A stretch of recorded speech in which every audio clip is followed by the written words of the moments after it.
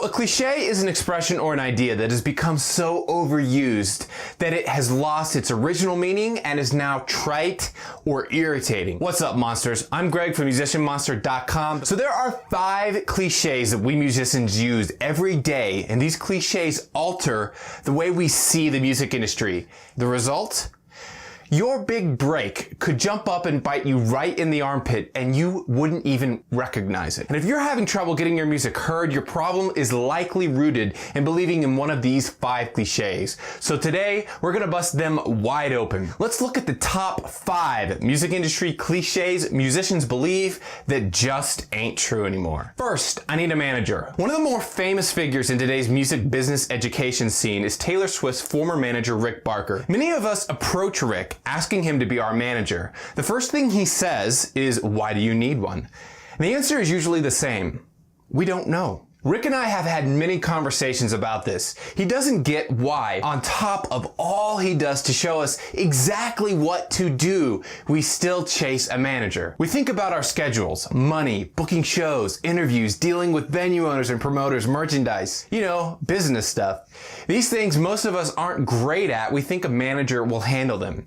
And it seems logical, but this cliche is more cunning. We think of the iconic old school bands or artists that got big with the help of a manager. Led Zeppelin, the Beatles, even Taylor Swift had the help of Rick. We think about these guys and think that a manager is the missing link. Unfortunately, all this waiting for a manager causes us to not make the decision to make things happen ourselves. Instead, we focus on the music, claim our results are because we suck at business and we need a manager to fix it. So before, managers would partner with us because there would be a big payout when we would get signed to a label. And as you'll discover in a moment, deals don't look like that anymore. And that's why thinking we need a manager has become so damn cliche. Alright, so let's move on to number 2. I need a distribution deal. Picture walking into a store, seeing your music for sale, you approach the rack, pick up your album, walk over to the cashier, and buy it. Now, when was the last time you went through that process? Not with your own music necessarily, but in general. It's probably been a while. See, when we think of a distribution deal, we picture thousands of copies of our album being shipped to stores around the world. We'll sign a few papers and somebody with the right connections. We'll make some calls and boom! Worldwide distribution of our music. I will explain why in a moment, but the real danger of this cliche is that it tricks us to believe that distributing our music is out of our reach. We assume we need a deal with a company that has the means to do it. And we don't know how easy it actually is. So, what does a distribution deal look like today? Well, in this video, I show you how for $10 a year, TuneCore.com will distribute your song to all major online music platforms, places like Spotify, iTunes, Google Play Music, Amazon Music. In a single breath, you can have a worldwide distribution deal and to places where people actually buy it without signing papers, record executives, and other people. You can have your music distributed around the world. And as I'll explain in a minute, every time someone buys your music on one of these platforms, they collect the money and deposit it right into your bank account.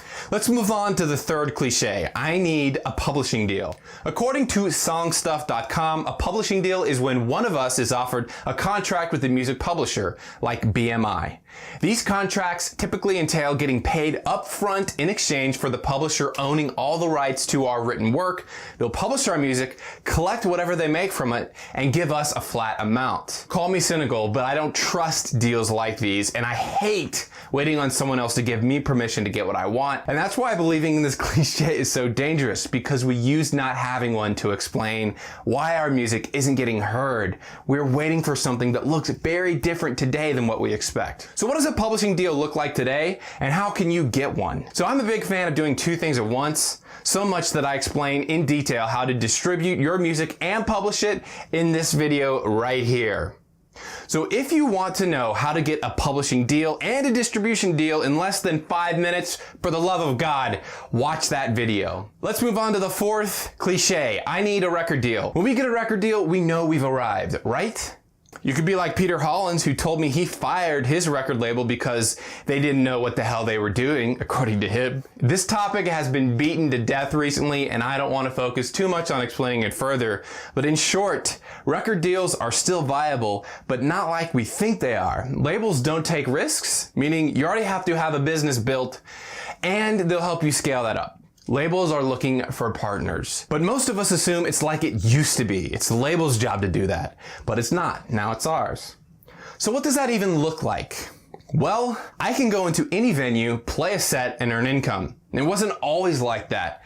I played my originals live for free for 10 plus years, but I decided to figure out how to do it. So if you want to know what I do, check out my Success with Live Music Blueprint. It's a free PDF. You can get it right here. So could you get a record deal? Maybe.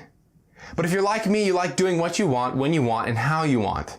And I'm not necessarily anti-label, I'm anti-waiting around for the silver spoon. And if that's what you've been doing, it's time you consider all your other options. All right, now that that's over with, let's move on to the fifth and final music industry cliche, the rock star. This cliche is iconic. So when I dreamt of becoming a full-time musician, I thought about being on stage, playing my drums, the lights are on me, people are watching, chicks are screaming. Now when I reflect on what I thought success as a musician looked like, I was one self-absorbed asshole. And chances are, the picture you hold of success as a musician isn't quite as vain as my own, but the rock star cliche is rooted in that idea. It's focusing on what we get out of being a musician, instead of on what we give through being one. The result is a vicious mindset of self-entitlement. It's this aurora we project when we're focused on only getting what we want, whether that's their time, their attention, their loyalty, or their money. And the result? We get ignored, and we feel that everyone has it in for us, and that nobody cares. When in truth, all of this is rooted in the I want to be a rock star cliche. So in truth, success is all about getting paid to do what you love through rendering useful service to other people. This simple shift in mindset has propelled artists from suffering to success. We experience an internal transformation that changes our actions. Stated another way, when you change the way you see yourself, you act differently, and people also perceive you differently. Your ability to inspire increases because your internal focus shifts from what you can get to what you can give. And it's totally different than the sex, drugs, and rock and roll persona so many musicians are still stuck in. And it's much more inspiring. So in summary, if you're struggling to get the results you're looking for, your problem is likely rooted in believing in one of those 5 cliches, all of which come together to form what I call a false paradigm. It's a way of seeing the world of music that isn't reality. I estimate roughly 85% of musicians are stuck in this paradigm. And the result is discouragement, frustration, exhaustion, even resentment toward the thing that we love the most. Only by recognizing and reframing these cliches can we begin to see the opportunity all around us. We start to realize that it truly is possible to not only survive, but to thrive as a modern music maker. So the world deserves to hear your music, and you have the power to make it happen. Believe that, and you'll become unstoppable. My name is Greg from musicianmonster.com. Until next time, rock on and prosper.